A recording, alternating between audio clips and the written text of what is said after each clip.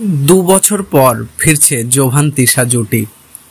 নাট্যাঙ্গনে জনপ্রিয় দুই অভিনয়শিল্পী ফারহান আহমেদ জোভান ও তানজিন তিশা একসঙ্গে জুটি বেঁধে অভিনয় করেছেন বহু নাটক ও টেলিফিল্মে।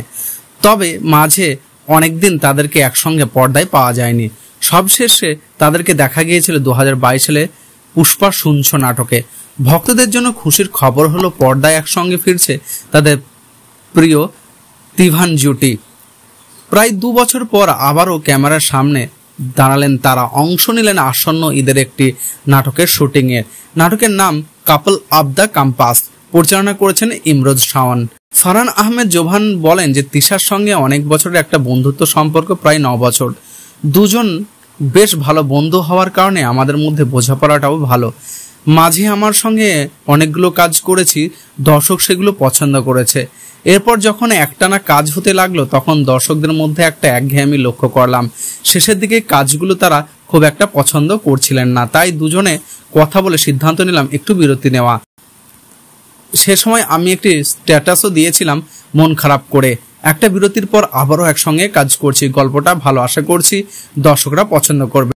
একই সুরে তানজিন তিশা বলেন যে আমাদের দুজনের মধ্যে বোঝাপড়াটা ভালো, দুজনের কথা বললেই একটা বিরতি নিয়েছিলাম। আমরা দর্শকদের জন্যই কাজ করি, তাদের মতামতের গুরুত্ব দেওয়ার চেষ্টা করি। আমার কাছেও মনে হয়েছে যে একটা বিরতি দিয়ে যদি ফিরি তাহলে দর্শক হয়তো আবারও সেই জুটিকে পছন্দ করবেন। জানা গেছে নাটকটি আসছে ঈদুল আজহার প্রচারে আসবে। ফারহান আহমেদ জোভান ও তানজিন তিশার জুটি হিসেবে বেশ জনপ্রিয়, যদিও মাঝে হঠাৎ করে অজানা কারণে দুজনে যৌথ পথ চলা ছেদ করেছে।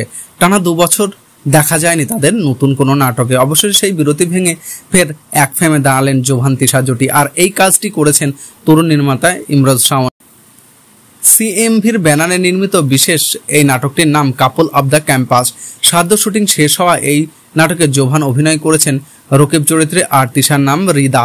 দুজনেই একই বিশ্ববিদ্যালয়ে পড়ে। দুজন বিশ্ববিদ্যালয়ে স্পোর্টস ক্লাবের নেতৃত্বে, অন্যজনের সাংস্কৃতিক ক্লাবে। নির্মাতা বলেন তার মানে এই নয় যে দুটি দলের প্রধান বলে তাদের মধ্যে মধুর বা প্রেমের সম্পর্ক গড়ে উঠেছে। গল্পে মূলত তাদের দেখা যায় বিরোধী অবস্থানে, এমনকি দুর্ঘটনাও ঘটে তাদের এই বিরোধের জোরে। গল্পটা প্রেমের বটে, তবে একটি দেখলে মূলত ক্যাম্পাস জীবনে ফিরে যাবেন দর্শকরা। প্রযোজক SK সাদেক আলী পাপ্পু জানান, কাপল অব দ্য ক্যাম্পাস নাটকটি শীঘ্রই উন্মুক্ত হবে সিএমভির ইউটিউব চ্যানেলে।